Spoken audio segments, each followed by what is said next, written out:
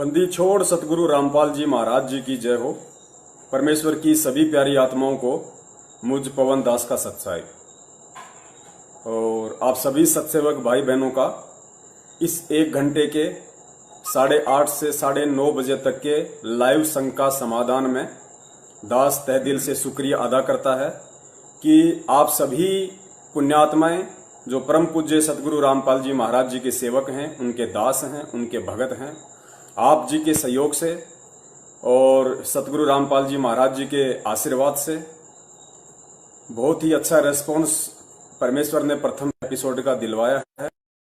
ये भी हम निवेदन करते हैं, हम प्रार्थना करते हैं, हम परमेश्वर को दंडवत बारंबार विनती करते हैं कि परमेश्वर हम सभी सत्सेवक भाई बहनों पे और जितनी भी साध संगत है परमेश्वर की, उन सब पे उनकी दया बरकरार रहे, बनी रहे। पुण्यात्माओं, लाइव संघ का समाधान के अंतर्गत परमेश्वर की सैकड़ों और हजारों की संख्या में आत्माओं को भरपूर लाभ मिल रहा है। उन्हें अध्यात्म की उन अनसुनी बातों का मालूम पड़ता है, उन्हें पता चलता है जिन बातों का केवल एक सच्ची साध संगति के तहत ही मालूम पड़ सकता है, अन्यथा बहुत मुश्किल है। तो आज ये हमारा लाइव संघ का समाधान का फेसबुक के ऊपर दूसरा एपिसोड है। तो पुण्यात्माओं, हम शुरुआत करते हैं आज के दूसरे लाइव संघ का समाधान के एपिसोड की। और दास के व्हाट्सएप पे एक भगत भाई का मैसेज आया और भगत भाई ने अपनी शंका जाहिर की कि भगत जी, हमें एक शंका है क्योंकि हम बरवाला कांड 2014 के बाद परम पूज्य सतगुरु रामपाल जी महाराज जी से हम जुड़े हैं।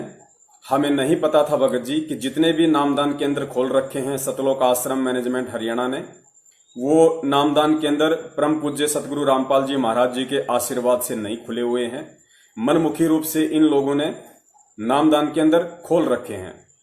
तो भगत जी, मैं आप जी से जानना चाहता हूं, मेरी शंका है। मैंने बहुत सारे भगत भाइयों से पूछा लेकिन मुझे कोई संतोषजनक उसका जवाब नहीं मिला। दास ने उनसे प्रार्थना की कि भगत जी आप अपना सवाल रखिए। तो भगत जी ने कहा कि मेरा सवाल यह है कि मैं जब भी संध्या आरती करता हूं और संध्या आरती के अंत में जब गुरुदेव भगवान का अंग आता है तो एक जगह जाकर मुझे बड़ी शंका उत्पन्न हो जाती है। मेरा मन भयभीत सा हो जाता है कि मैं इस वाणी को मैं कैसे बोलूं या इस वाणी में मैं क्या बोलूं या जैसी वाणी लिखी गई है मैं वैसा ही बोलूं। फिर भगत जी ने वाणी का जिक्र किया और कहा कि भगत जी, संध्या आरती के अंत में जो गुरुदेव भगवान का अंग है उसमें 2 चौपाइयां आती हैं। लास्ट की 2 चौपाइयां हैं। तो सेकंड लास्ट की जो चौपाई है उस चौपाई में लिखा है कि तुम्हें कहां ढूंढ के लाऊं, मैं तड़प तड़प रह जाऊं, आप गए अमर स्थान, दई छोड़ तड़पती दासी। और उसके उपरांत भगत जी ने बताया कि भगत जी, फिर सबके अंत में जो चौपाई है कि स्वामी राम देवानंद आपकी घनी सतावे वो बातां, तेरा रामपाल अज्ञान किया सतलोक का वासी। तो भगत जी ने कहा कि मैंने जिस महापुरुष से नाम दीक्षा ली है और जब मैंने उस महापुरुष के सत्संगों को गहनता से सुनना शुरू किया तो मेरी अंतरात्मा से एक आवाज आई। मैंने अनुभव किया कि मेरे परम पूज्य सतगुरु रामपाल जी महाराज जी के अलावा इस दुनिया में कोई भी यदि इस दुनिया में कोई ज्ञानी है, कोई महाज्ञानी है, कोई तत्व ज्ञानी है तो सिर्फ और सिर्फ मेरे परम पूज्य सतगुरुदेव जी यानी कि पूर्ण ब्रह्म परमेश्वर सतगुरु रामपाल जी महाराज जी ही हैं। तो भगत जी, संध्या आरती की उस चौपाई में मुझे बड़ी दिक्कत होती है। मैं बड़ी असमंजस की स्थिति में पड़ जाता हूं कि इस वाणी को मैं कैसे बोलूं। तो दास ने कहा कि भगत जी, परमेश्वर की दया से आज रात को 8:30 से 9:30 बजे जब परमेश्वर दास को फेसबुक पर लाइव लेके आएंगे तो आज आप जी की ही शंका का परमेश्वर उनके तत्व ज्ञान आधार से और सह सबूत जो है इस शंका का समाधान परमेश्वर करवाएंगे। तो पुण्यात्माओं, आज की जो शंका है या यूं कह लीजिए कि आज का जो सवाल है भगत समाज का वो यही है कि संध्या आरती के अंत की चौपाई में हम अपने पूज्य गुरुदेव को अज्ञानी कहकर कैसे संबोधित कर सकते हैं। तो इस चीज का क्या रीजन है, इसका क्या भेद है, ये आज परमेश्वर अपने तुच्छ सत्सेवक इस पवन दास पे दया करेंगे और दास सबूत आधारित प्रमाणों के साथ भगत समाज के सामने इसको प्रस्तुत करेगा।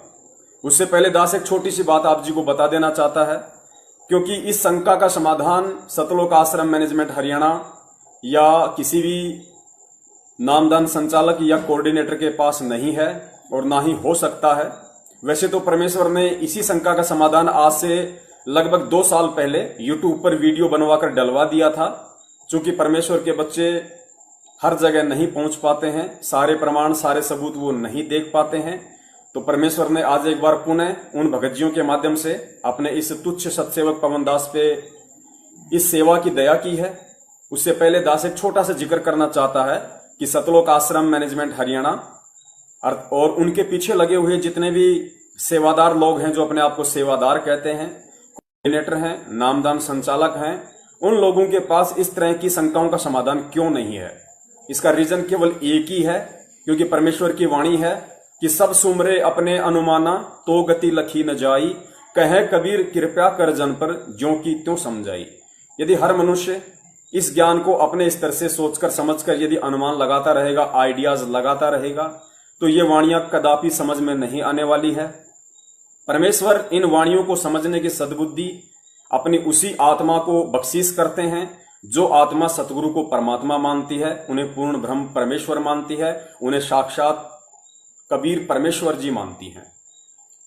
तो सतलोक आश्रम मैनेजमेंट हरियाणा और परम पूज्य सतगुरु रामपाल जी महाराज जी के परिवार वालों ने, उनके भाई बंधुओं ने, काल लोक में जो उनकी पत्नी है, उनके बच्चे हैं, रिश्तेदार हैं, उन लोगों ने कभी भी उनको परमात्मा की दृष्टि से नहीं देखा।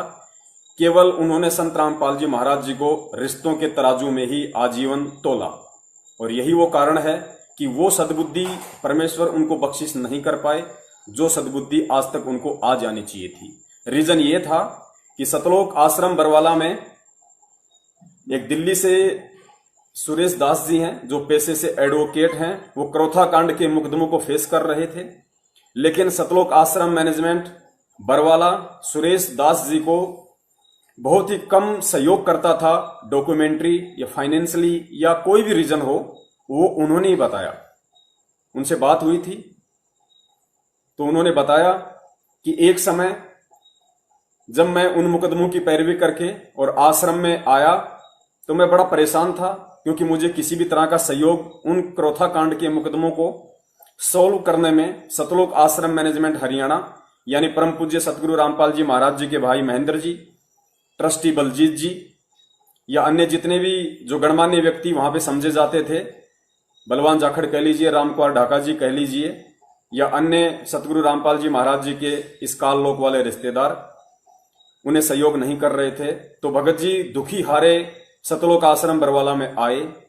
उस समय परम पूज्य सतगुरु रामपाल जी महाराज जी डी गेट के अंदर जो हॉल है बहुत बड़ा सा, वहां पे उन्हीं व्यक्तियों के साथ बैठे हुए थे जिन व्यक्तियों का दास ने अभी अभी जिक्र किया है।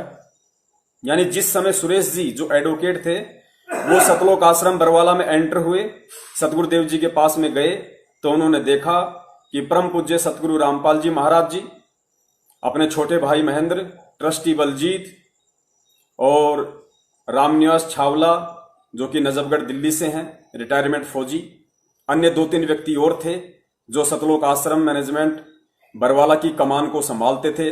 और उस सतलोक आश्रम बरवाला का जो मैनेजमेंट था उसके मुखिया थे, और उन्हीं व्यक्तियों से सुरेश दास जी दुखी थे। तो सतगुरुदेव जी चेयर पर बैठे हुए थे और बाकी जो व्यक्ति जिनका दास ने नाम गिनाया है वो सभी इर्द गिर्द ही बैठे हुए थे।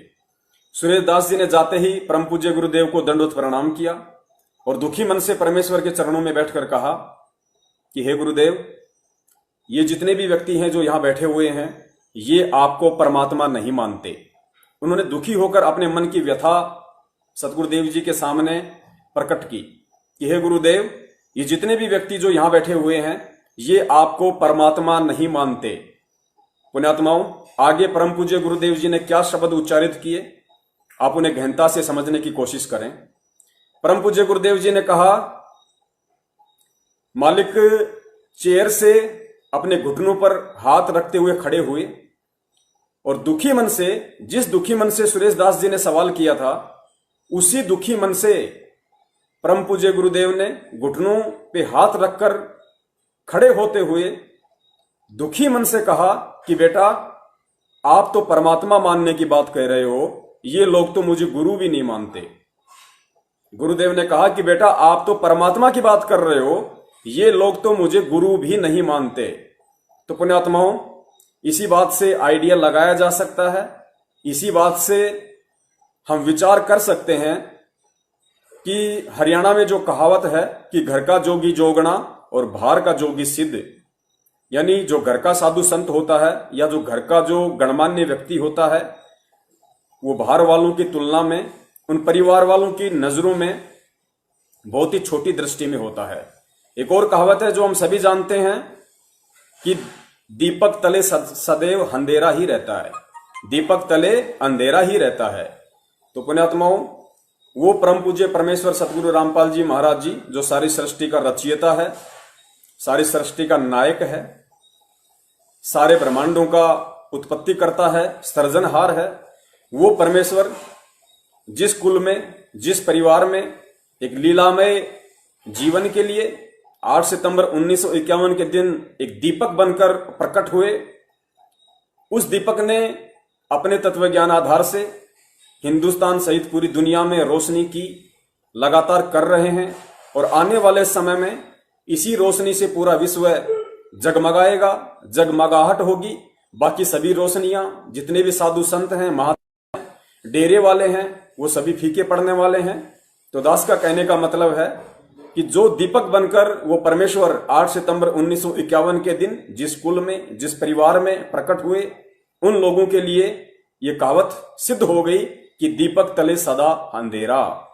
यानी सतगुरु रामपाल जी महाराज जी का जो कलयुगी परिवार है वो आज भी अंधेरे में है, पहले भी अंधेरे में ही था और आगे भी, जहां तक दास को परमेश्वर ने जो सद्बुद्धि बख्शी है, अंधेरे में ही रहेंगे। पुण्यात्माओं, एक तरफ तो उन आत्माओं का ये अहोभाग्य है, बहुत बड़ा सौभाग्य है कि परमेश्वर जो साक्षात सारी सृष्टि का रचनहार है, वो उन आत्माओं के संपर्क में रहे, बचपन से संपर्क में रहे। और दूसरी तरफ उन्हीं आत्माओं का अहोभाग्य ना होकर दुर्भाग्य है कि वो आत्मा उस परमेश्वर को पहचान नहीं पाई, क्योंकि घर का जोगी जोगना और बाहर का जोगी सिद्ध, ये कहावत यूं ही नहीं कही गई। इस कहावत को चरितार्थ करने में लोगों ने सैकड़ों, हजारों, लाखों की संख्या में एग्जाम्पल अपनी आंखों से देखे हैं।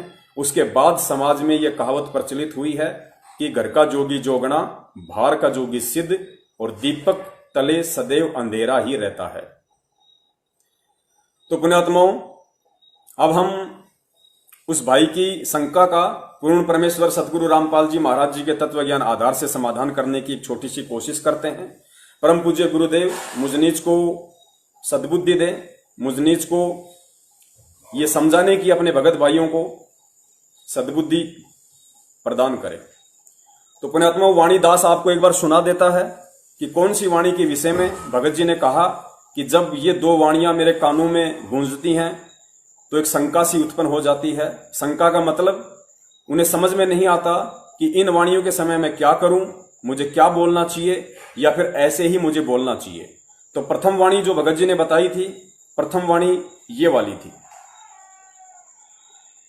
तुम्हें कहाँ ढूंढ कर लाऊं, मैं तड़प तड़प रह जाऊं। तुम्हें कहाँ ढूंढ कर लाऊं, मैं तड़प तड़प रह जाऊं।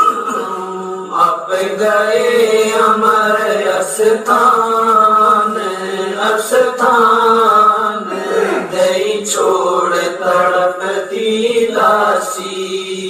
अब गए अमर अस्थान, अस्थान दई छोड़ तड़पती दासी। मेरे भगवान, भगवान दियो काट काट की बात। सत साहेब, तो पुण्यात्माओं, पूर्ण परमेश्वर बंदी छोड़ सतगुरु रामपाल जी महाराज जी ने अनेकों युगों में विभिन्न देश काल और परिस्थितियों के अनुसार इस पृथ्वी पे प्रकट होकर अपना ज्ञान प्रचार किया है, अपनी वाणियों का फैलाव किया है। और परमेश्वर कहते हैं कि 33 अरब ज्ञान हम भाग्या, पर मूर्ख जीव को मर्म नहीं लागया। यानी हमने 33 अरब ज्ञान इस पृथ्वी पे आकर दिया। कोई भाई ये ना समझे कि जब पूर्ण परमेश्वर कबीर साहब जी 650 साल पहले काशी में प्रकट हुए थे, 120 वर्ष तक उन्होंने एक लीला में जीवन जिया था। उन 120 वर्ष के जीवन में ही उन्होंने 33 अरब वाणियां बोली होंगी, बाकी होंगी नहीं।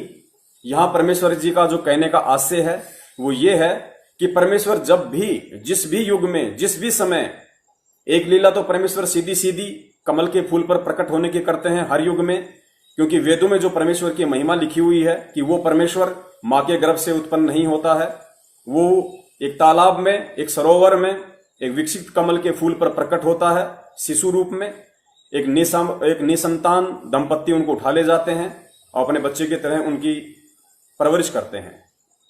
तो चारों युगों में एक एक विधि से जो प्रकट होते हैं परमेश्वर शिशु रूप में कमल के फूल पर, वो लीला चारों युगों में केवल उन्होंने इसलिए करनी पड़ी, केवल वो इसीलिए करते हैं ताकि वेदों में जो परमेश्वर की महिमा का वर्णन है वो यथावत बना रहे, लोगों का विश्वास बना रहे, और जब कभी समय आए तो परमेश्वर के द्वारा लिखवाई गई वेदों की महिमा और साक्षात परमेश्वर ने यहां आके जो उदाहरण पेश किया है, यानी थ्योरी और प्रैक्टिकल दोनों मैच करें, दोनों के दोनों मेल करें, तो जीव को अच्छे से समझ में आ जाएगा कि परमेश्वर के क्या गुण होते हैं, परमेश्वर के क्या लक्षण होते हैं, परमेश्वर मां के गर्भ से आता है या परमेश्वर स्वयंभू है, वह स्वयं प्रकट होता है।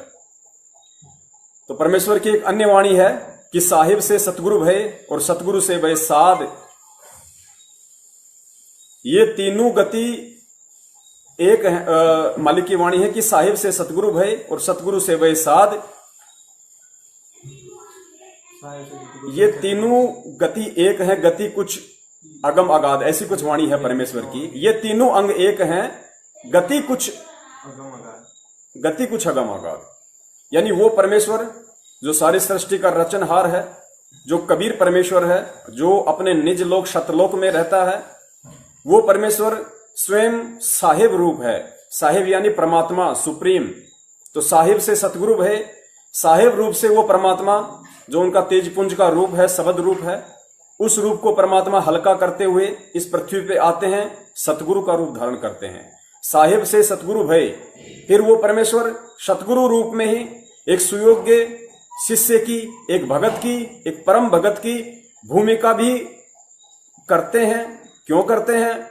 क्योंकि जब उस परमेश्वर के जो शिष्य होंगे वो उस परमेश्वर को देख के और अपना आध्यात्मिक जीवन निर्वाह करें, अपने आध्यात्मिक जीवन पे हमें कैसे चलना है, हमें अपने गुरुदेव के प्रति क्या भाव रखने हैं, क्या भाव हमें प्रकट करने होते हैं, वो शिक्षा देने के लिए वो साहिब सतगुरु की भूमिका करता है। और सतगुरु की भूमिका में वो एक अच्छी आत्मा को अपना मुंह बोला सतगुरु धारण करके, गुरु धारण करके फिर एक उदाहरण पेश करता है कि एक भगत को अपने गुरुदेव के प्रति कैसा व्यवहार करना चाहिए, कैसा उसका आचार विचार होना चाहिए, अपने गुरुदेव के प्रति भगत की कैसी सोच होनी चाहिए, गुरुदेव के प्रति भगत की कितनी श्रद्धा होनी चाहिए, अपने गुरुदेव में कितनी आस्था होनी चाहिए। तो पुण्यात्माओं, ये जो वाणी आप जी ने अभी सुनी परम पूज्य गुरुदेव के मुख कमल से कि तुम्हें कहां ढूंढ के लाऊं, मैं तड़प तड़प रह जाऊं, आप गए अमर अस्थान दई छोड़ तड़पती दासी। तो पुण्यात्माओं, परम पूज्य गुरुदेव सतगुरु रामपाल जी महाराज जी ने 17 फरवरी 1988 के दिन ठीक उसी तरह एक लीला की, जैसे कि 650 साल पहले काशी में स्वामी रामानंद जी को कबीर साहिब जी ने अपना मुंह बोला गुरु बनाया था दीन दुनिया की नजरों में, दृष्टि में, ठीक उसी तरह 17 फरवरी 1988 को उस पूर्ण ब्रह्म परमेश्वर कबीर साहिब जी ने, जो कि आज 8 सितंबर 1951 के दिन भारत की पवित्र भूमि पर गांव धनाना जिला सोनीपत हरियाणा में प्रकट हुए थे, एक लीला में जीवन उन्होंने जिया। और 17 फरवरी 1988 को आदरणीय गरीबदास जी महाराज जी के 12वें पंथ में प्रवेश करते हुए उन्होंने स्वामी राम देवानंद जी महाराज जी को, जो कि एक बहुत ही अच्छी आत्मा थी, उनको अपना मुंह बोला गुरु धारण किया, क्योंकि परमेश्वर ने एक सतगुरु की भूमिका करके आगे जो पिछली पीढ़ी की आत्माएं हैं उनको मोक्ष प्रदान करवाना था। तो गुरुदेव ने उससे पहले एक शिष्य की भूमिका निभाना भी अति आवश्यक था, तो उन्होंने उस शिष्य की भूमिका निभाई। और उस शिष्य की भूमिका के अंतर्गत जब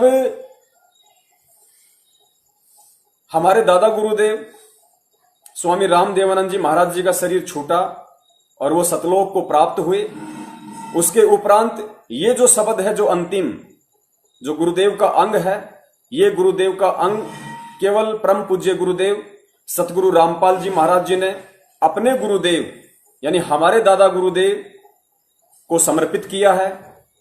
स्वयं सतगुरु रामपाल जी महाराज जी ने ही इस शब्द का निर्माण किया है, गुरुदेव के अंग का।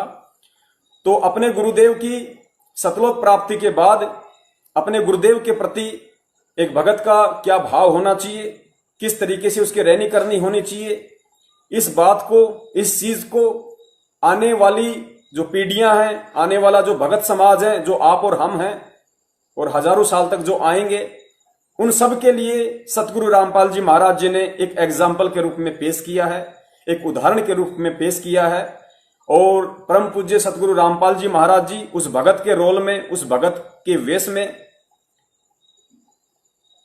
अपने गुरुदेव के प्रति, अपने सतगुरुदेव के प्रति ये चौपाई उन्होंने समर्पित की है और कहा है कि तुम्हें कहां ढूंढ के लाऊं, मैं तड़प तड़प रह जाऊं, आप गए अमर स्थान, दई छोड़ तड़पती दासी। कि हे गुरुदेव, आपने अपने इस शिष्य, आपने अपने भगत, आपने अपने दास, इस रामपाल दास को अकेला छोड़ दिया है। हे परमात्मा, मुझे आपकी इतनी संगति प्राप्त हुई, मैं इतने समय तक आपकी शरण में रहा, मैंने इतना सब कुछ आप जी की शरण में रह के सीखा।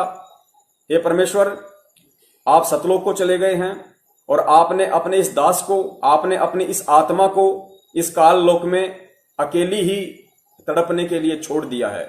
यानी गुरुदेव कह रहे हैं कि हे परमेश्वर, हे मेरे गुरुदेव, आपके सतलोक जाने के बाद ये आत्मा बेचैन है, ये आत्मा हमेशा आपके दीदार के लिए, आपके दर्शनों के लिए, आपके उन अनमोल वचनों को याद कर करके ये आत्मा आपके दर्शनों के लिए, आपके प्यार में, आपके वियोग में तड़पती रहती है। तो पुण्यात्माओं, जब ये वाणी संध्या आरती में आती है गुरुदेव भगवान के अंग में, तो दास इस समय बिल्कुल साइलेंट रहता है। दास इस वाणी को नहीं बोलता है। क्यों नहीं बोलता है?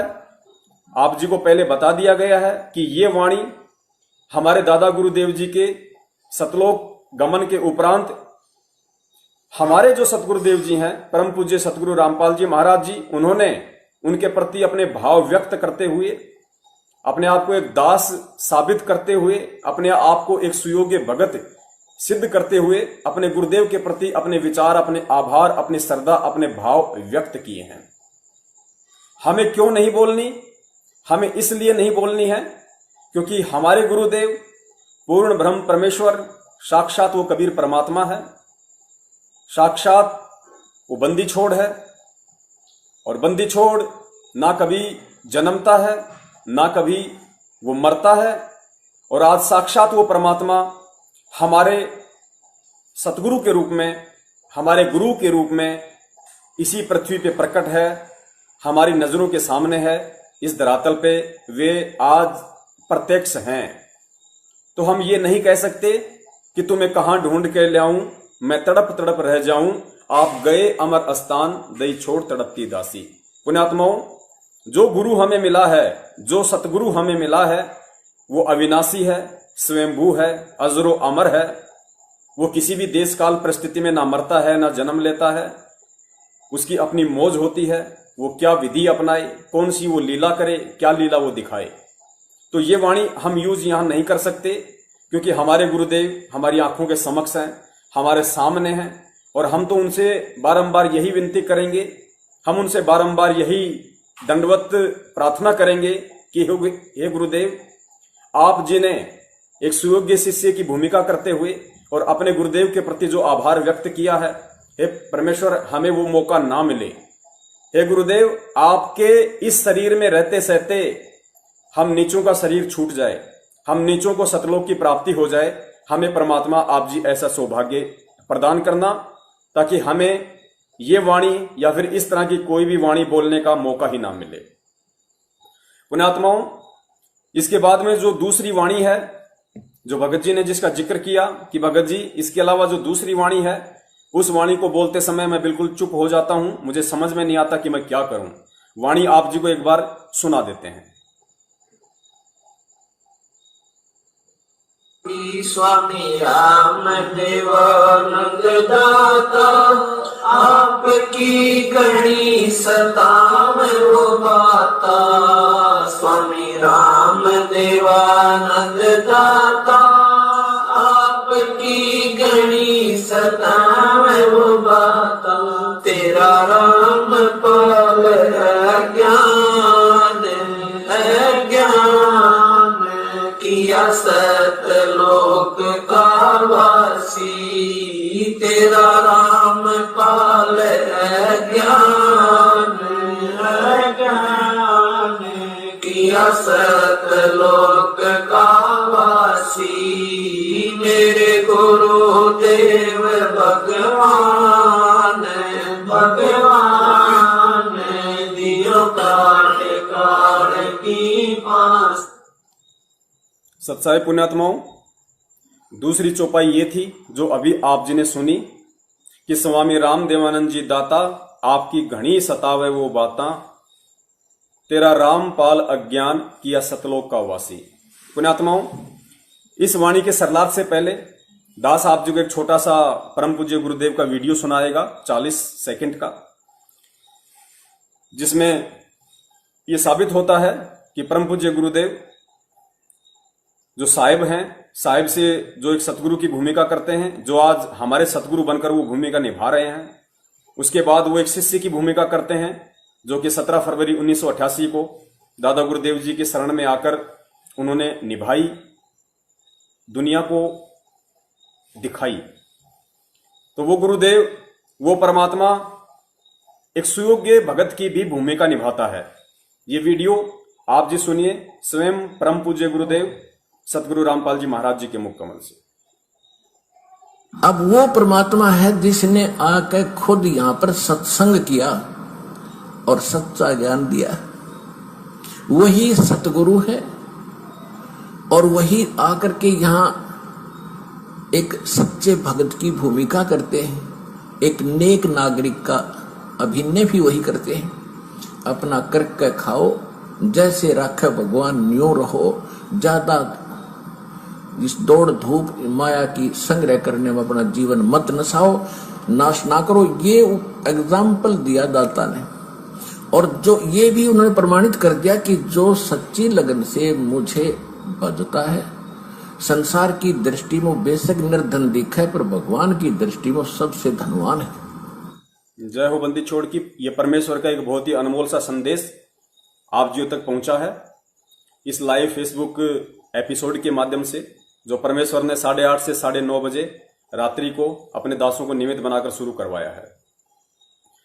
तो पुण्यात्माओं, आप जी ने देखा कि परम पूज्य सतगुरु रामपाल जी महाराज जी ठीक वही भूमिका कर रहे हैं, एक सुयोग्य शिष्य की, एक भगत की, जो आज से 650 साल पहले कबीर साहिब जी ने आदरणीय रामानंद जी को अपना मुंह बोला गुरु धारण करके की थी।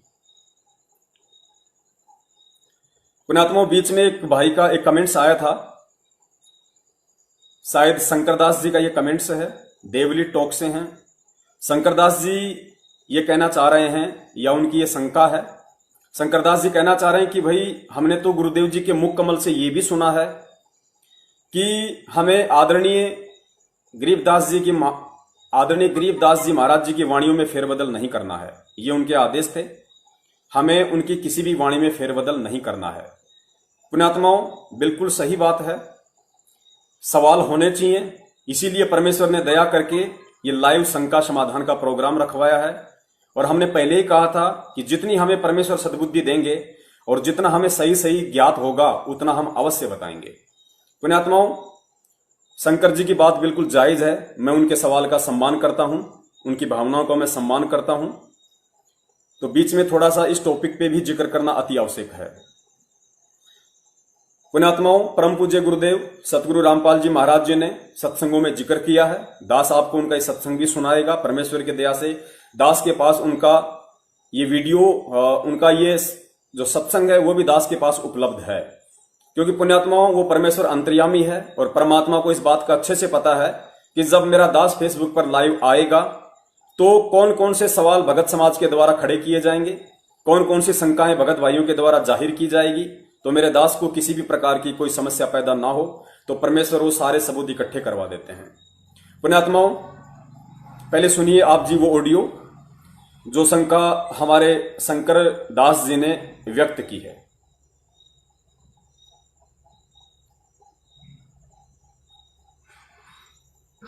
और फिर गरीबदास नाम से बर्मा पंथा हुआ, ये मेरे नाम से। उसमें मेरी महिमा की वाणी को मैं यथार्थ रूप में प्रकट करवाऊंगा, और वो वाणी इतनी प्रसिद्ध नहीं होएगी, लोग उसको छेड़छाड़ नहीं करेंगे। और गरीबदास ने आदेश दे दिया था उस लिखने वाले को कि जो मैं बोलूं उतना ही लिखेगा, और इसमें कोई छेड़छाड़ करेगा उसकी दुर्गति हो जाएगी।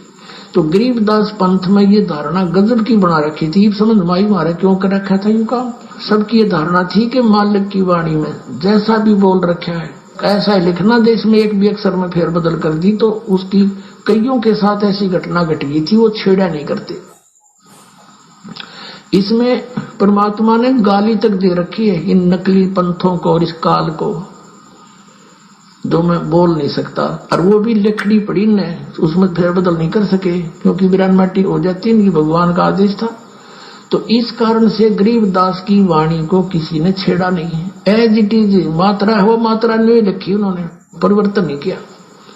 और ये कारण ये था कि कहीं इसमें भी गड़बड़ कर दे, नालायक आके न कहेगा बेराज से नहीं।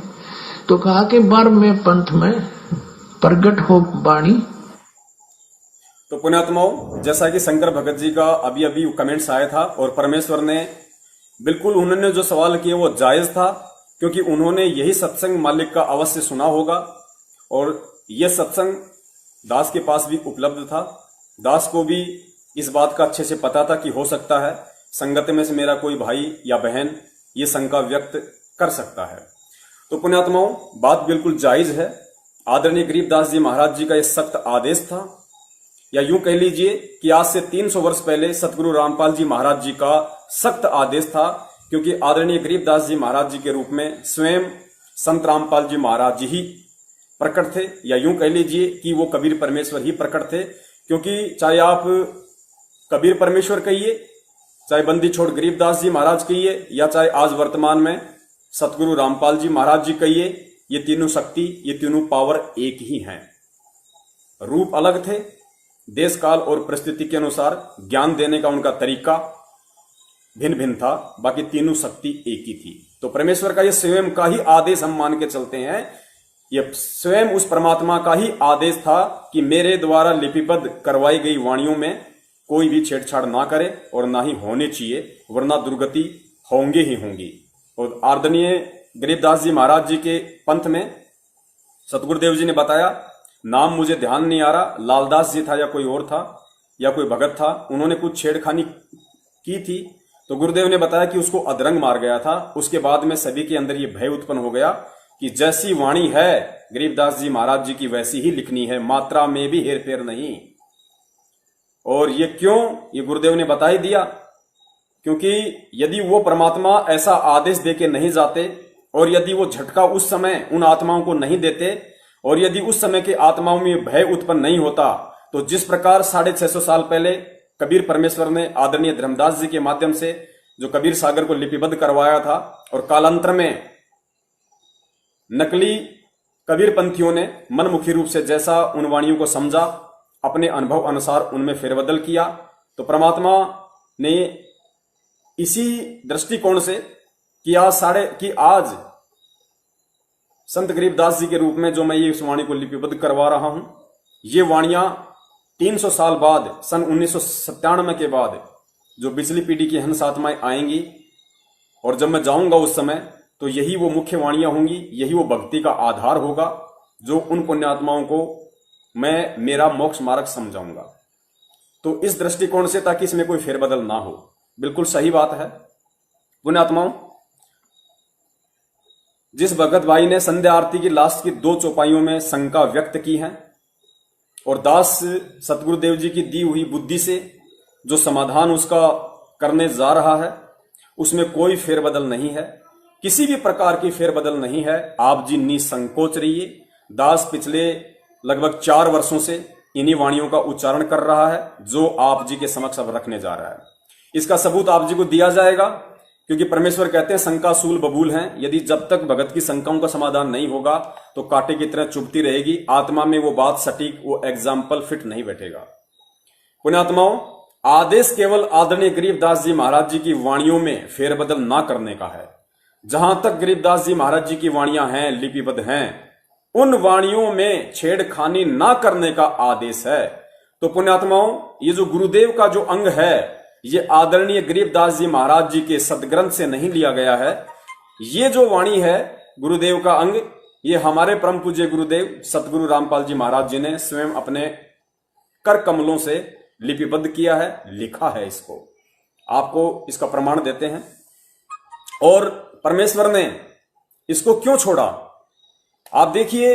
ये संध्या आरती का सरलार्थ जो पवित्र पुस्तक है, सन 2013 में ही इसको परम पूज्य गुरुदेव सतगुरु रामपाल जी महाराज जी के द्वारा सतलोक आश्रम बरवाड़ा में लिपिबद्ध कर दिया गया था, लिख दिया गया था। बस छपवाई नहीं थी। छपवाने का जो फायदा है वो सतलोक आश्रम मैनेजमेंट हरियाणा ने सन 2016 में उठाया और संगत में ये भ्रमणा फैला दी कि गुरुजी ने हिसार जेल से इसका अनुवाद करके भेजा है। जबकि आप इसकी भूमिका पढ़ेंगे शुरू में, तो सन 2013 में ही गुरुदेव ने इसको आश्रम में लिख दिया था। तो पुण्यात्माओं, इस पुस्तक के पेज नंबर 189 189 पे परम पूज्य गुरुदेव सतगुरु रामपाल जी महाराज ने स्पष्ट लिख रखा है कि मेरे गुरुदेव भगवान के सरलार्थ की आवश्यकता नहीं है। पुण्यात्माओं, इस बात को गहनता से समझने की कोशिश करना। गुरुदेव कह रहे हैं कि मेरे गुरुदेव भगवान के सरलार्थ की आवश्यकता नहीं है, यह तो अपने आप ही सरल है।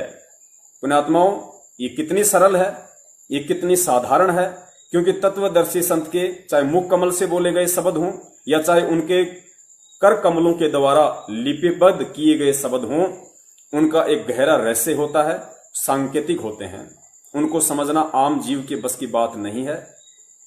तो पुण्यात्माओं, गुरुदेव ने जो बात कही है कि मेरे गुरुदेव भगवान के सरलार्थ की आवश्यकता नहीं है, यह तो अपने आप में ही सरल है। पुण्यात्माओं, यदि यह गुरुदेव भगवान का अंग इतना ही सरल होता तो आज लाखों भगत आत्माओं को संध्या आरती के अंत में शंका उत्पन्न नहीं होती। वो मन मार के डरते हुए ये वाणी ना बोलते कि तेरा रामपाल अज्ञान किया सतलोक का वासी। तो पुण्यात्माओं, ये बेहद ही जटिल है, ये बिल्कुल भी सरल नहीं है। ये परमेश्वर ने इतना ज्ञान देने के बाद आप और हम आत्माओं के दिमाग की परीक्षा लेने के लिए, आप और हम आत्माओं का अपने गुरुदेव के प्रति क्या भाव है, क्या श्रद्धा है, हम उनके सत्संगों की गहराई को, उनके संकेतों को, हम उनके कोड वर्डों को समझने के लायक हुए हैं या नहीं हुए हैं, इस बात की परीक्षा के लिए परम पूज्य गुरुदेव सतगुरु रामपाल जी महाराज जी ने इस वाणी का सरलार्थ नहीं किया और मात्र यही लिखकर छोड़ दिया कि मेरे देव गुरु भगवान के सरलार्थ की आवश्यकता नहीं है, ये तो अपने आप में ही सरल है।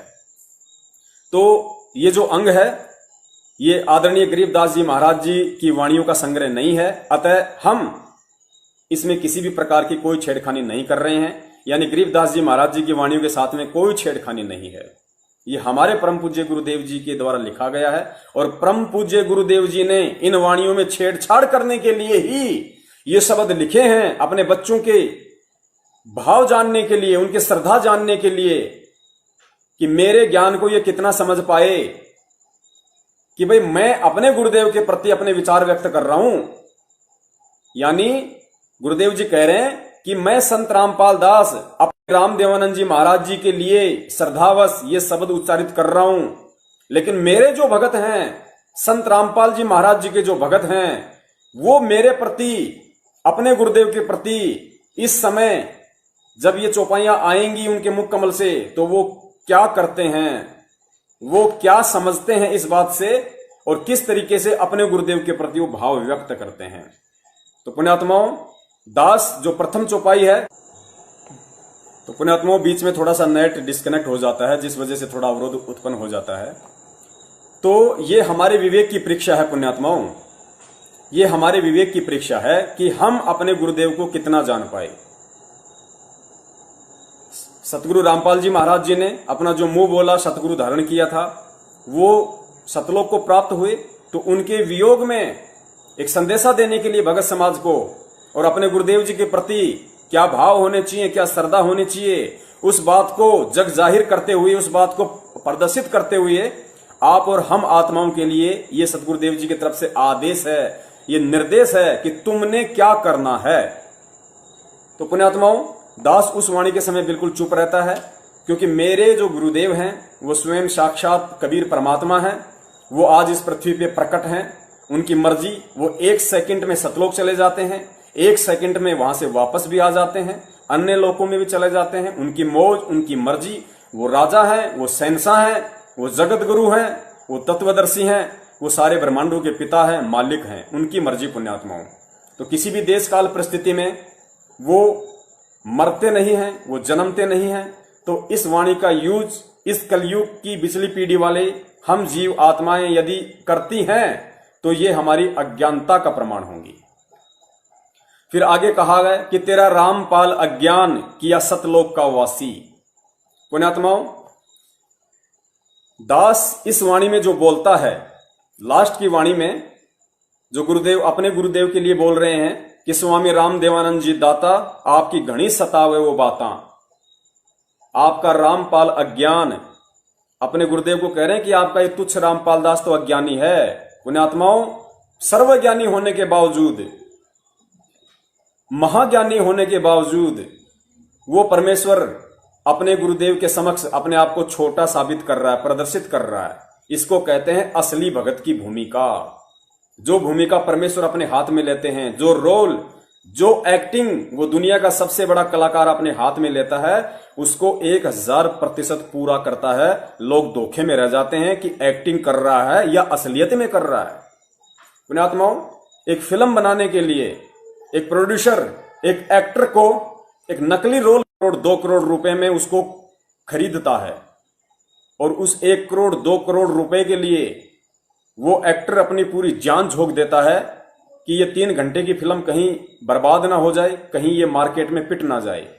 तो पुण्यात्माओं, विश्व की सबसे बड़ी जो आध्यात्मिक फिल्म है वो परम पूज्य सतगुरु रामपाल जी महाराज जी, इस सदी के जो महान नायक हैं, वो आए हुए हैं, प्रकट हैं ये फिल्म बनाने के लिए। वो भगत का रोल भी कर रहे हैं। तो पुण्यात्माओं, सारे रोल वो परमेश्वर स्वयं ही करता है। बीच में थोड़ा नेट फिर से डिस्कनेक्ट हो गया था, जिस वजह से दास थोड़ा सा डिस्टर्ब हो गया। तो पुण्यात्माओं, दास एक बार अपना नेट चालू कर लेता है। अभी तो दूसरे भगत जी का था, चलने तो भाई।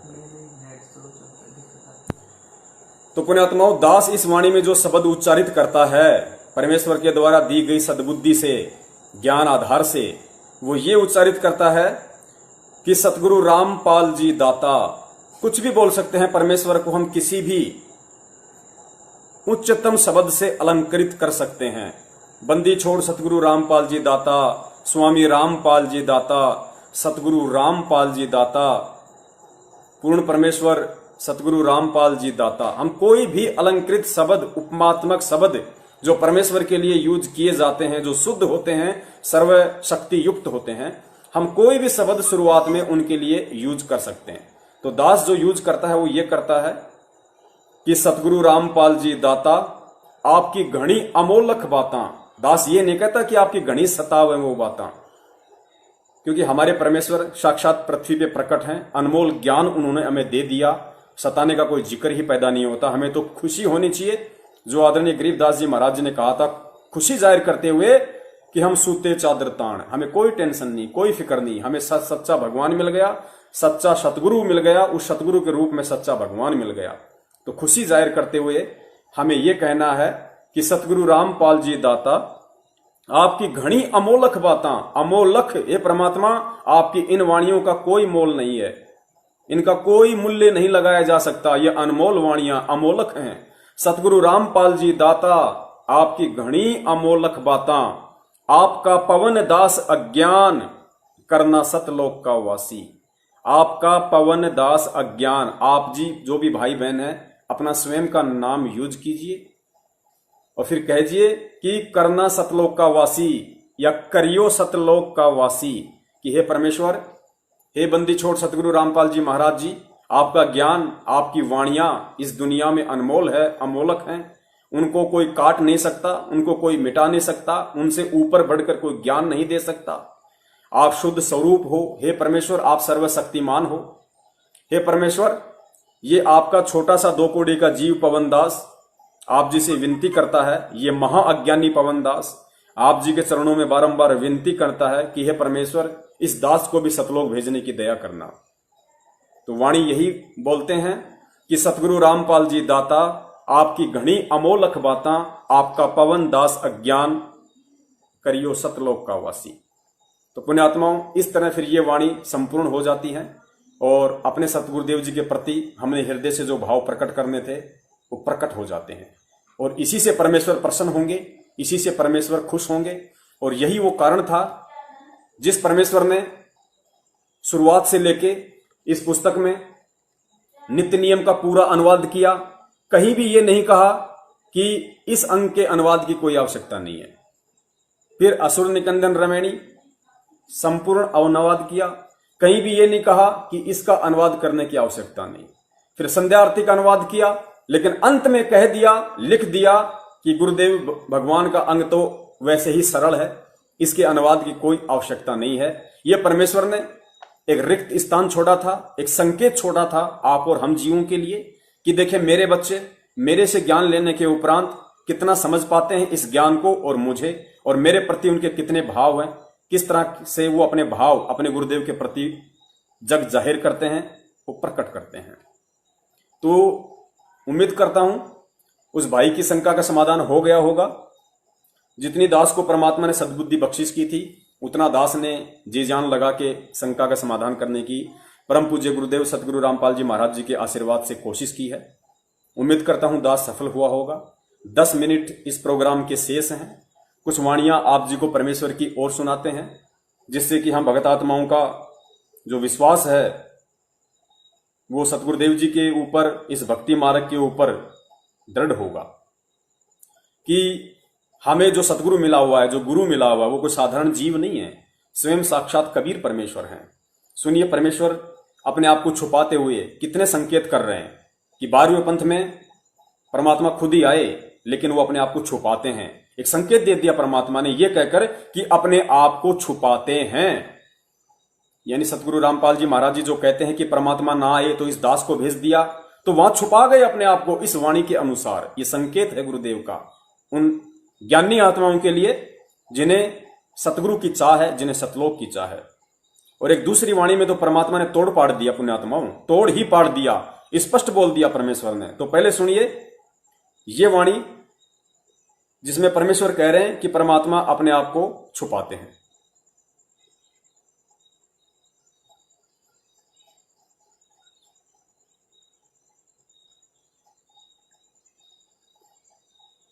बोलो सतगुरुदेव की जय हो। कबीर ये माया अटपटी सब गट आन अड़ी, और किस किस न समझाऊं या कुआ भांग पड़ी। तो यहाँ हम सभी एक का कुएं का भांग पिए फिर रहे। वो परमात्मा आता है, हम उसके भी जूते मारते हैं, उसको बुरा कहते हैं, इन नकलियों का स्वीकार करें बैठे हैं तो आसपास भी नहीं भगवान कहिए। अब कहने का दास का तात्पर्य है कि इस दास के स्थान पर ये सोच लो परमात्मा बैठे हैं, और फिर हम कैसे व्यवहार करेंगे उस एक का कुएं का भांग। पुण्यात्माओं ध्यान से सुनना, क्या शब्द उस सारी सृष्टि के रचनहार कबीर परमेश्वर के द्वारा उच्चारित किए जा रहे हैं। गुरुदेव कह रहे हैं कि ये सोच लो कि इस दास के स्थान पे, इस रामपाल दास के स्थान पे वो कबीर परमात्मा बैठा है। हमें आदेश दिया जा रहा है गुरुदेव के द्वारा कि ये सोच लो कि इस रामपाल दास के स्थान पर कबीर परमात्मा बैठा है। तो हमें मानना पड़ेगा कि सामने संत रामपाल जी नहीं बल्कि कबीर परमेश्वर जी बैठे हैं। तो हमें ये हृदय से मानना पड़ेगा। और फिर गुरुदेव कह रहे हैं कि उसी के अनुसार फिर रहनी करनी करो। एक बार दोबारा सुनो पुण्यात्माओं। अरे वो परमात्मा आता है, हम उसके भी जूते मारते हैं, उसको बुरा कहते हैं, एक नकलियों का स्वीकार करें बैठे हैं तो आसपास भी नहीं भगवान कहिए। अब कहने का दास का तात्पर्य है कि इस दास के स्थान पर ये सोच लो परमात्मा बैठे हैं, और फिर हम कैसे व्यवहार करेंगे उस भगवान से जिसके लिए हम तड़प रहे हैं। ऋषियों ने शरीर गाल दिए। गुरुदेव कह रहे हैं कि ये सोच लो कि इस दास के स्थान पे परमात्मा बैठे हैं कबीर जी, और फिर तुम कैसा व्यवहार करोगे जिस भगवान की प्राप्ति के लिए ऋषि मुनियों ने शरीर गाल दिए।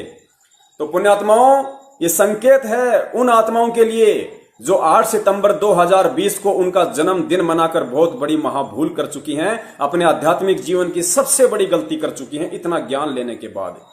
परमेश्वर कह रहे हैं कि ये सोच लो कि इस दास के स्थान पे कबीर परमात्मा बैठे हैं, फिर तुम्हारी कैसी रहनी करनी होगी। अरे जिन पुण्य आत्माओं ने हृदय से ये मान लिया, गुरुदेव के इस सत्संग को आदेश बनाकर, उनके मुख कमल से उच्चारित वाणी को उनका आदेश मानकर कि ये मान लो कि इस दास के स्थान पे परमात्मा बैठा है, फिर कैसा व्यवहार करोगे। पुण्यात्माओं, जिस आत्मा ने ये मान लिया कि मेरे गुरुदेव के स्थान पे कबीर परमात्मा बैठा है, तो पुण्यात्माओं, कबीर परमात्मा का कभी जन्मदिन नहीं मनाया जाता है। गुरुदेव कह रहे हैं फिर तुम कैसा व्यवहार करोगे। यानी कबीर परमात्मा बैठे हैं गुरुदेव के स्थान पे, तो कैसा व्यवहार करोगे। जन्मदिन मनाओगे या प्रकट दिवस मनाओगे।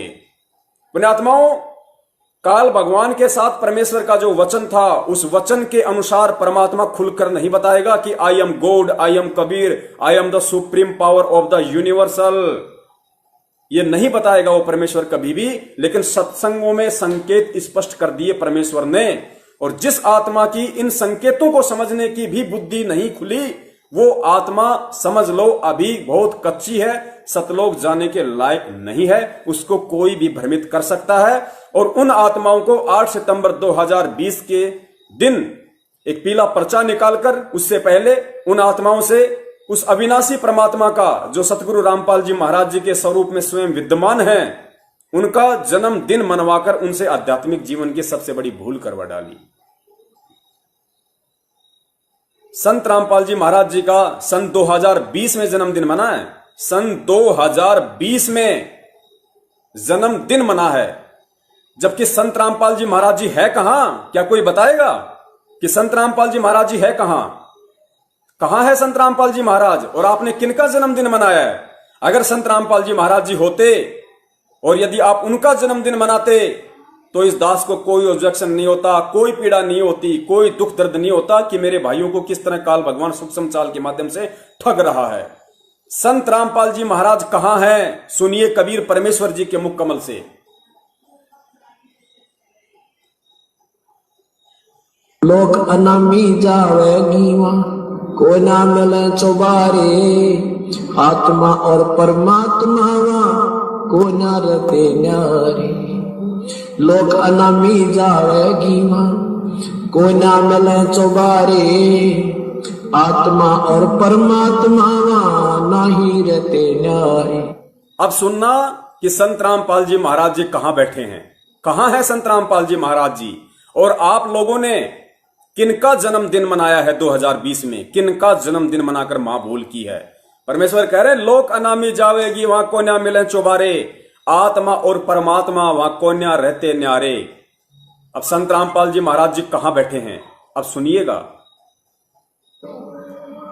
रामपाल प्रीतम प्यारे की आत्मा वहां पूर्ण आनंद लेरी, सच कहूं ना झूठ रती भरी, बात मान ले मेरी। पुण्यात्माओं, गुरुदेव कह रहे हैं कि लोक अनामी जावेगी वहां कोन्या मिले चुबारे, आत्मा और परमात्मा वहां कोन्या रहते न्यारे। आप लोगों ने तो जो संत रामपाल जी महाराज जी ने अपने आप को छुपाते हुए दुनिया वालों की नजरों में कि एक बार मुझे रामपाल समझकर, मुझे एक साधारण सा गुरु और संत समझकर मेरी शरण में आ जाएं, भले ही वो कबीर जी को कोई और मान लें, कोई दूसरी शक्ति मान लें, और मुझे कबीर जी का भेजा हुआ एक दूत मान लें, संत मान लें। इस दृष्टिकोण से पेज नंबर 538 गहरी नजर गीता में जो परमेश्वर ने लिखा है कि मुझ रामपाल दास को दिन के 10 बजे कबीर परमात्मा आकर मिले, ये केवल दुनिया वालों की नजरों के लिए परमेश्वर ने लिखा। पुण्यात्माओं, इस ज्ञान क्षेत्र में आ जाने के बाद, उनसे ज्ञान लेने के बाद हमें ये चीजें समझ में आ जानी चाहिए। उन आत्माओं को तो नहीं समझ में आएंगी। ठीक है, तो पुण्यात्माओं, यदि आप मानते हो, यदि उस सीधी सीधी भाषा के अनुसार जो गुरुदेव ने उस पुस्तक में लिखा हुआ कि मुझे कबीर परमात्मा आकर मिले, अर्थात उनका कहने का मतलब है कि मुझे तो उसी समय उस कबीर परमात्मा ने, रामपाल जी को तो उसी समय कबीर परमात्मा ने सतलोक भेज दिया था, उसके बाद उनके रूप में स्वयं विराजमान है। तो उस वाणी के अनुसार, उस शब्द के अनुसार भी आप लोग बहुत बड़ा धोखा खा गए। उस शब्द की यदि आप मानो तो उस शब्द में कहा जा रहा है कि लोक अनामी जावेगी वहां कोन्या मिले चुबारे, आत्मा और परमात्मा वहां कोन्या रहते न्यारे। फिर कहते हैं रामपाल प्रीतम प्यारे की आत्मा वहां पूर्ण आनंद लेरी, साच कहूं ना झूठ रतीबर बात मान ले मेरी। कबीर परमेश्वर कह रहे हैं संत रामपाल जी के स्वरूप में कि रामपाल प्रीतम प्यारे की आत्मा तो उस अनामी लोक में पूर्ण आनंद ले रही, और साच कहूं ना झूठ रती भर, क्योंकि परमेश्वर सत्य ही कहता है, बात मान ले मेरी। तो पुण्यात्माओं, 1997 में आप लोग मानते हो कि संत रामपाल जी महाराज जी की आत्मा को सतलोक भेज दिया, उसके बाद से स्वयं कबीर परमेश्वर हैं। तो फिर 2020 में तुम्हें यह मालूम होते हुए भी कि 1997 में सतगुरु रामपाल जी महाराज जी को सतलोक भेज दिया गया है, और उनके शरीर में इस 5 तत्व के पुतले में स्वयं वो कबीर परमेश्वर उनके स्वरूप में विद्यमान है। तो पुण्यात्माओं, तुम भाई बहनों ने इतना ज्ञान लेने के बाद सन 2020 में जन्मदिन क्यों मनाया, और तुमने किसका मनाया फिर? क्योंकि संत रामपाल जी महाराज जी तो है ही नहीं, वाणी बोल रही है कि वो तो अनामी लोक में जा चुकी है वो आत्मा। तो आज 2020 में तुमने किनका जन्मदिन मनाया? पुण्यात्माओं, बहुत बड़ा धोखा खा लिया, बहुत बड़ी ठोकर खा चुके हो आप लोग, जिन जिन लोगों ने 8 सितंबर के दिन उनका जन्मदिन मनाया। पुण्यात्माओं, परमेश्वर और क्या कहेगा? अब हनुमान जी की तरह कोई सीना फाड़ के नहीं दिखाएगा कि आई एम कबीर, दर्शन कर लो मैं कबीर हूं, ये नहीं कहेगा, क्योंकि ज्ञान मार्ग का यह समय है। अगर परमात्मा ने यूं चमत्कार दिखाकर, अगर इसी तरह अज्ञानतावश परमात्मा ने लेके जाना होता तो 650 साल पहले ही ले जाता परमात्मा। उस समय तो हम इतने विकारी और दुराचारी भी नहीं थे। लेकिन परमेश्वर ने उदाहरण पेश कर दिया कि मुसलमान धर्म के प्रवर्तक हजरत मोहम्मद को मैं बिना ज्ञान समझाए सतलोक लेकर गया था, लेकिन वो नहीं रहा। सतलोक नहीं, मिन्नी सतलोक लेके गए थे उसको परमात्मा।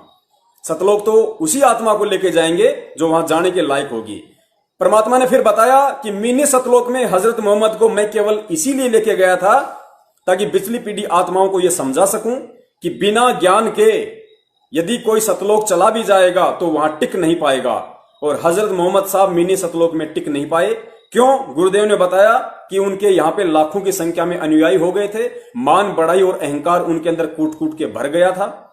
इस वजह से सतलोक में वो नहीं टिक पाए, मिनी सतलोक में, और यहां वापस आने की उन्होंने जिद की और उनको वापस मुझे छोड़ना पड़ा। तो पुण्यात्माओं, ये पिछली पीढ़ी का समय परमेश्वर ने हम आत्माओं को शिक्षित करके, विज्ञान देके, हमें केवल ज्ञान आधार से सतलोक ले जाने के लिए आए हैं, ये चमत्कार दिखा के नहीं। और पुण्यात्माओं, आप लोगों ने 2020 में फिर किसका जन्मदिन मना लिया? अरे एक आत्मा के 2 पति होते हैं। पुण्यात्माओं, लाइट चली गई है, दास मोबाइल की ऑन करता है। तो पुण्यात्माओं, दास को लगता है टाइम भी हो गया होगा, इसीलिए हो सकता है परमेश्वर ने कि भाई 1 घंटा बहुत होता है, इससे ज्यादा का समय उचित नहीं है, क्योंकि ये तो लगातार चलना है सतगुरुदेव जी की दया से। तो हम कोशिश करेंगे कि हम 1 घंटे तक ही रहें, क्योंकि पुण्यात्माओं दास थोड़ा भावित हो जाता है, क्योंकि परम पूज्य गुरुदेव ने इतने अकाट्य सबूत दे रखे हैं अपने दास को। दास से रहा नहीं जाता कि सारा सब कुछ आज ही खोल के बता दूं मेरे भाई बहनों को, लेकिन मालिक की जो मर्जी, हमें तो उनके अनुसार ही चलना पड़ेगा। तो दास की ये गलती थी, जो दास 9:30 से शायद ऊपर हो चुके हैं, दास ने हिमाकत की। तो दास अपने परम पूज्य गुरुदेव सतगुरु रामपाल जी महाराज जी से इस दुस्साहस के लिए, इस घटिया कर्म के लिए दास उनसे दंडवत समायाचना मांगता है। और परमेश्वर दया करें, आज का जो टॉपिक था, आज की जो शंका थी, वो परमेश्वर ने पहले ही पूरी करवा दी है, उसका समाधान परमात्मा ने करवा दिया है। दास निवेदन करेगा आप सभी भाई बहनों से, जितना हो सके, जहां जहां हो सके, आप जी इस वीडियो को शेयर करें, ताकि वो परमेश्वर की पुण्य आत्माएं जो अभी आध्यात्मिक ज्ञान से अनभिज्ञ हैं, क्योंकि सतलोक आश्रम मैनेजमेंट हरियाणा के द्वारा खाली जल्दबाजी में अपने धार्मिक धंधे के विस्तार के लिए जल्दबाजी में खाली उनको नाम दीक्षा दिलवा दी जाती है ताकि ज्यादा से ज्यादा लोग जुड़ेंगे तो फिर पैसा आएगा, ज्योति के नाम पे, पाठ के नाम पे, दान के नाम पे। उनका स्वार्थ है केवल भगत समाज से पैसा ऐंठना। उनका ये कोई मकसद नहीं है कि लोग इस ज्ञान से परिचित हों, क्योंकि गुरुदेव ने तो हजारों बार कहा है कि पुण्यात्माओं, इस ज्ञान को एक बार सुनो, 100 बार सुनो, 1000 बार सुनो, डीवीडी ले लो, चिप ले लो, पुस्तकें पढ़ो, और जब तुम्हें संपूर्ण ये ज्ञान हो जाए अच्छी तरीके से, उसके बाद ही तुम नाम दीक्षा लो। कोई जल्दबाजी नहीं है। जिस दिन से तुम ये ज्ञान सुनना शुरू कर दोगे, जिस दिन से आप ये पुस्तक पढ़ना शुरू कर दोगे, उसी दिन से वो परमात्मा कबीर जी आपके साथ है, आपका बाल विवाह का नहीं होने देगा। यदि बाल विवाह का हुआ तो आपके हित में होगा, दोबारा से आपको मानव जन्म देगा। तो घबराने की कोई जरूरत नहीं है। आप जी पहले ज्ञान को आधार बनाइए, ज्ञान को समझिए। फिर गुरुदेव ने कहा कि नाम दीक्षा लेने के बाद यदि आपको जरा सा भी शंका, जरा सी भी किसी भी प्रकार की कोई शंका या त्रुटि अपने गुरुदेव में या इस आध्यात्मिक मार्ग में नजर आती है, तो फिर गुरुदेव ने कहा कि तुम परमात्मा की शरण से दूर हो जाओगे, तुम्हारा नाम खंडित हो जाएगा। तो मैनेजमेंट को इन बातों की कोई परवाह नहीं है। उन्हें केवल जल्दबाजी में नाम दीक्षा दिलवाकर अपना धार्मिक धंधा आगे से आगे जो है बढ़ाते रहना है। और हमारी ये कोशिश रहेगी कि उन पुण्यात्माओं तक जो जल्दबाजी में या किसी हारी बीमारी के कारण या किसी देखा देखी के कारण या संपूर्ण ज्ञान ना होकर, अच्छी तरीके से परमेश्वर के सत्संगों को आधार ना बनाकर, जो इन नामदान केंद्रों से, इन फर्जी नामदान केंद्रों से जो आत्माएं जुड़ रही हैं, उन आत्माओं तक ये हमारे शंका समाधान के लाइव वीडियो ज्यादा से ज्यादा जाएं। इसके लिए दास प्रार्थना करेगा, आप जी जितना हो सके उतना शेयर करें। हमें ना किसी से डरना है, ना हमें किसी से घबराना है, क्योंकि परमेश्वर कहते हैं कि संत सोई जो भय ना आने। गुरु जी कहते हैं भगत सोई जो भय ना आने, यानी भगत वो होता है जिसके हृदय में जरा सा भी भय नहीं होता है, क्योंकि भगत हमेशा सत्य के रास्ते पे चलता है, और सत्य के रास्ते पे चलने वाले के साथ में सत्यवादी परमात्मा होता है, और जिसके साथ परमात्मा होता है उसको भय नहीं होना चाहिए। बंदी छोड़ सतगुरु रामपाल जी महाराज की जय हो। सत साहेब। आप देख रहे थे तत्व ज्ञान पर आधारित साध संगति के वीडियो। इसी तरह की प्रमाण सहित और भी वीडियो देखने के लिए वीडियो को लाइक करें, फॉलो करें हमारे चैनल को, जिससे कि और भी ज्ञान आधारित वीडियो आपको मिलती रहे।